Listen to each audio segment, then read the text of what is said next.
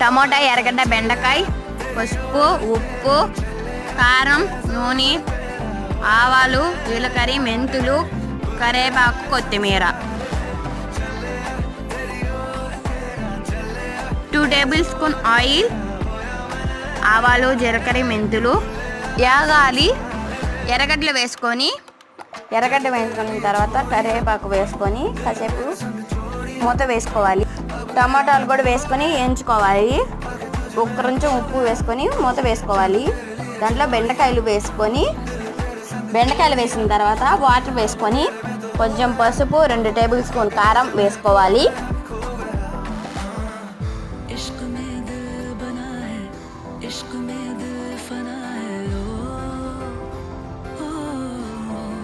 బాగా ఉడకనియాలి. కొత్తిమీర వేసుకోవాలి. ప్లీజ్ సబ్స్క్రైబ్ చేయండి.